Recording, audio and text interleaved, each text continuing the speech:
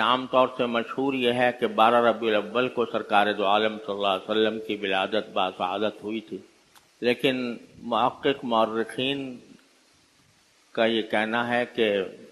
وہ تاریخ در حقیقت 9 ربیع الاول تھی۔ بہرحال جو بھی تاریخ ہو، وہ تاریخ انسانیت کی سب سے بڑی عظیم گھڑی تھی، جس میں اللہ تبارک و تعالی نے محسن انسانیت سرور دو عالم صلی اللہ علیہ وسلم کے وجود سے اس دنیا کو مبارک اور مسعود فرمایا۔ اور اگر اسلام میں کسی کی پیدائش کا یا کسی کی وفات کا دن منانا شریعت میں مطلوب ہوتا تو اس دن سے زیادہ کوئی اور دن اس بات کا مستحق نہیں تھا کہ اس کو عید کے طور پر منایا جائے۔ لیکن اسلام میں اللہ تبارک و تعالی نے یہ نظام رکھا ہے کہ کسی کی ولادت کا دن یا کسی کی وفات کا دن منانے کا کوئی تصور نہیں ہے۔ 2 عیدیں اللہ تعالیٰ نے رکھی ہیں، ایک عید الفطر اور ایک عید الاضحیٰ۔ دنیا کے دوسرے مذاہب میں جو عیدیں ہوتی ہیں وہ کسی تاریخی واقعے کی یاد میں منائی جاتی ہیں، جیسے کرسمس ہے۔ عیسائی جو مناتے ہیں وہ حضرت عیسیٰ علیہ السلام کی پیدائش کا جو دن سمجھتے ہیں اس کو عید مناتے ہیں۔ لیکن اللہ تعالیٰ نے جو 2 عیدیں مقرر فرمائیں ان میں سے کوئی بھی کسی خاص تاریخی واقعے سے وابستہ نہیں ہے۔ ایسا نہیں ہے کہ عید الفطر جو ہم مناتے ہوں وہ کوئی خاص واقعہ اس میں پیش آیا ہو یکم شوال کو، جس کی یاد منانے کے لیے اللہ تعالیٰ نے عید الفطر کو عید کا دن بنایا ہو۔ اسی طرح عید الاضحیٰ، وہ عید بھی کسی خاص تاریخی واقعے کی یاد میں نہیں منائی جاتی۔ یہ درست ہے کہ حضرت ابراہیم علیہ السلام نے اس مہینے میں قربانی پیش کی تھی، لیکن یہ متعین نہیں ہے کہ وہ قربانی ذوالحجہ کے مہینے میں ہوئی تھی، کوئی تاریخ اس کی معلوم نہیں۔ لہذا عید الاضحیٰ بھی کسی تاریخی واقعے کی یاد میں نہیں منائی جاتی، بلکہ دونوں عیدیں اللہ تبارک و تعالی نے ایسے موقع پر رکھی ہیں جبکہ مسلمان کسی عظیم عبادت کی خود تکمیل کرتے۔ عید الفطر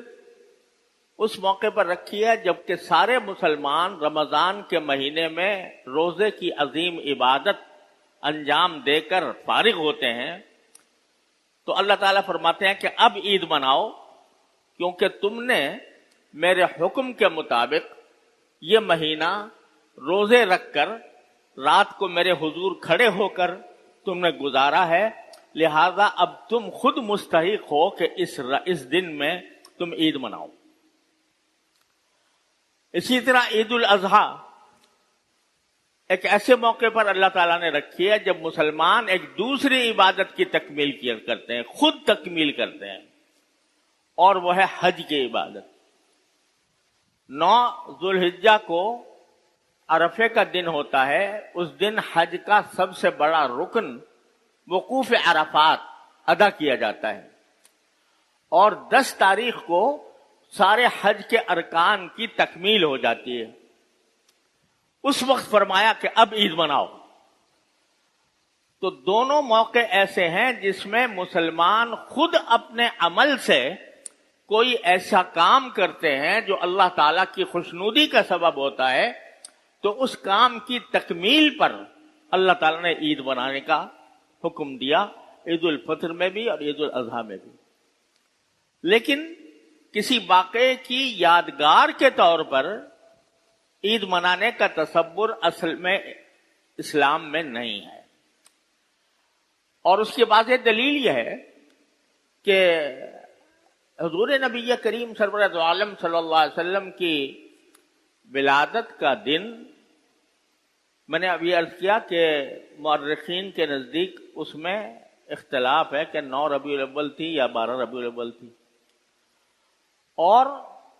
خلفائے راشدین رضی اللہ تعالیٰ عنہ مجمعین، ان کا زمانہ گزرا، صحابہ کرام جو نبی کریم صلی اللہ علیہ وسلم کی ایک آواز پر اپنی جانیں قربان کرنے کے لیے تیار رہتے تھے، ان کے سامنے ربیع الاول کا مہینہ ہمیشہ ہر سال آتا تھا، صدیق اکبر کے دور میں بھی، فاروق اعظم کے دور میں بھی، حضرت عثمان کے دور میں بھی، حضرت علی کے دور میں بھی، لیکن کبھی انہوں نے اس یوم ولادت کو عید کے طور پر منانے کا کوئی خیال ان کو نہیں آیا۔ تو اس لیے میں نے عرض کیا کہ اگر اسلام میں کسی شخص کی ولادت یا وفات کا دن منانے کا کوئی تصور ہوتا تو سرکار دو عالم صلی اللہ علیہ وسلم کی ولادت کے دن سے بڑھ کر کوئی اور دن اس کے لائق نہیں تھا، لیکن چونکہ تصور نہیں ہے اس لیے صحابہ کرام نے اس طرح کا اہتمام نہیں کیا۔